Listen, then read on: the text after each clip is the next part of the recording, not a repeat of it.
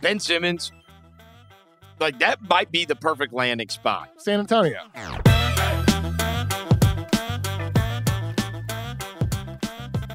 You know what? The Spurs have gotten pretty respectable pretty fast. It was a really good win for them last night. But if you've noticed, like you keep looking at these scores nightly, and they're going to be right in that mix for the play-in again.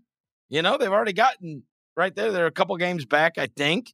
And they started off, it was just such a slog for them.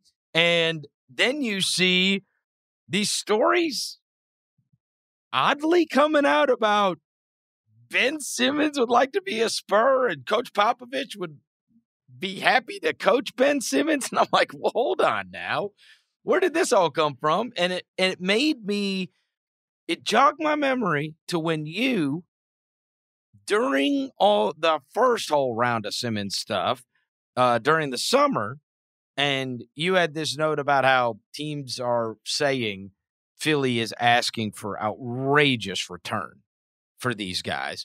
But I remember the Spurs were one of those teams you talked about at that time. Yeah. Right? Yeah.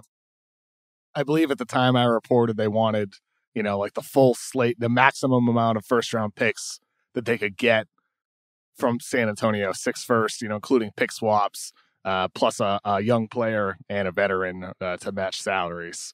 I don't believe I said any names at the time, but it's fairly obvious. Like you put pieces together, young player that fits the right salary, Derek White, DeJounte Murray type, veteran. I'd want Keldon. You'd want Keldon Johnson in the deal? Yes. I don't blame you there. I think wanting Keldon Johnson instead of a pick would make a lot of sense. Like the wing defense, like Keldon Johnson's awesome. I love. Yes. He didn't play in last night's game, but I love Keldon Johnson. But that's the one I'd want. I'd really. Would you rather have let's say from San Antonio's perspective, would you rather keep Derek White or DeJounte Murray? Who would you rather keep? Not necessarily in a Ben Simmons trade, just in general between those two guards. Who would you rather keep? I think Murray because of the defense. I think that's fair. Right. Derek White, 27 years old. DeJounte Murray, 25, 2-year age difference. And Murray, like the way he's come along offensively, the only piece he's really missing, Chris, is the three-pointer. When I need a guy like that in the playoffs, I'd like for my point of attack defender to be somebody that could really stay in front of somebody. And he had made a first team all defense or a second team all defense a few years ago, right? White can play defense too. He's very good defensively, not Murray level. Not Murray level, but White is very good. And DeJounte Murray, though, like this year with DeMar DeRozan now gone, all the playmaking chances he's getting, pick and rolls up, isolations up, and he's flourishing as a playmaker, man. I don't need Murray with Maxey, though. I don't need. Well, I mean, I'm just speaking in general, about San Antonio, but I'm intrigued. I mean, I like the idea of Ben Simmons for them. I liked it back in July or August, whenever it was that I first reported that on this podcast with you. But I would love to see what Greg Popovich can do with Ben Simmons and that Spurs system. That would be exciting, Chris. That would be really exciting. I can't imagine that there's a top 30 on there, though, if we're going back to the whole, and that may just be a fool's errand. Daryl might really regret saying that. I bet he does. I bet he regrets thing? No. The 30 players. I bet he regrets saying that. Maybe. Because, you could look up and do, I guess I'd want Keldon Johnson, maybe Vasil. Did he actually say that, or was that a report? There's 30. I don't think. Did Morey say those words though? I mean, come on. I don't think he did say you think that. You think somebody made it up? No. I'm saying. Like, they got it straight from them. Come on. I'm just saying that he didn't publicly say it. Oh, you mean he didn't say it on the radio? Because he said on the radio, he's like, this could last 4 years. Yeah. People think I'm joking. Well, people... but for what it's worth, it was Sam with The Athletic. A source with knowledge of the list said there are approximately 30 players who would satisfy the Sixers in a Simmons swap. Yeah. And there's a fair amount of belief, let's say 5 to 10 could become available in the next year or two. So, well, you know what? Sources say it could be Daryl. It might be Daryl. I don't know. Ben Simmons, like that might be the perfect landing spot. San Antonio. So little media attention. Oh, yeah. Like it's so little media attention. Not on national TV all the time. not a hot topic every single morning, right? And you could just go there, do your thing. Nobody cares if you even talk to the media. Those guys, back in the day, and this is when they were winning titles, they would do the whole media availabilities, like after, say, shoot-around or something, right? And they would say, because I knew one of the PR guys back in the day.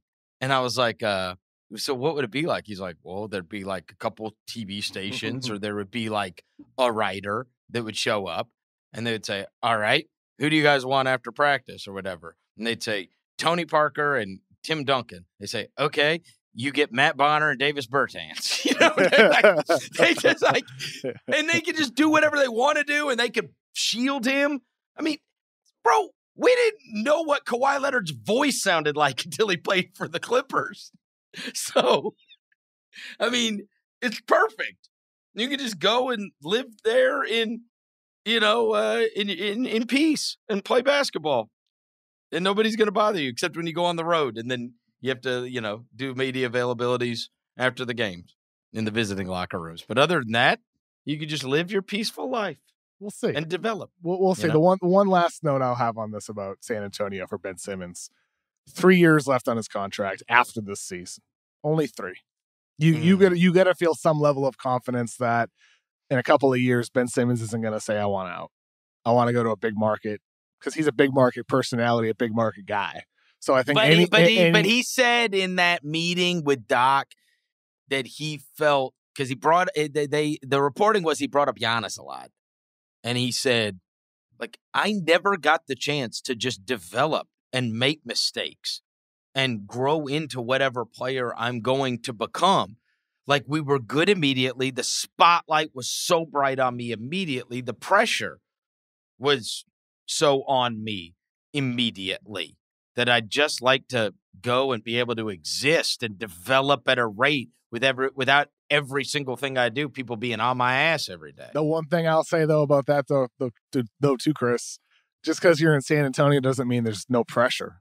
There's pressure from your coaches. There's pressure from your teammates. There's pressure from the organization. And there's definitely pressure from fans. But you're not a topic every morning. Maybe you're not on First Take every morning.